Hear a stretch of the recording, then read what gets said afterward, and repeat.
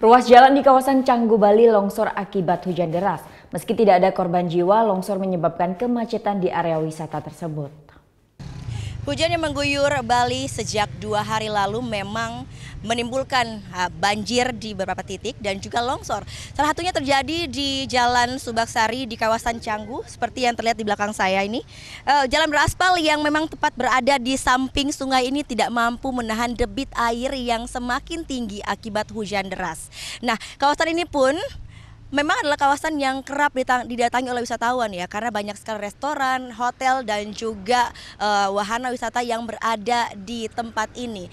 Walaupun tidak ada korban jiwa, namun memang kemacetan kerap terjadi, apalagi banyak sekali wisatawan yang sering sekali berjalan kaki melintasi kawasan ini. Salah satunya ada Kathleen yang berasal dari where you come from? Canada. Kathleen, what do you think about this landslide? It Well, bother you or not? No, I just want people to be very careful, so that nobody gets hurt.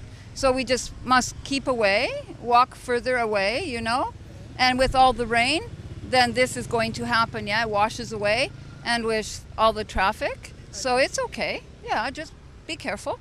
So you don't feel fear at all? No, Okay. it's okay. I mean, landslides happen in Canada too, all over the world, yeah?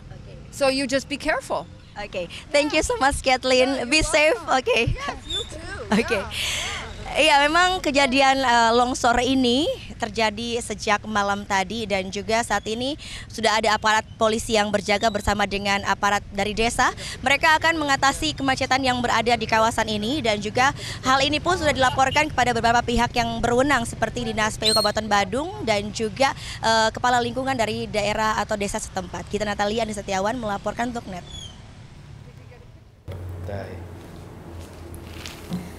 Udah selesai kan nontonnya? Nah, jadi jangan lupa buat like, komen, dan subscribe ya.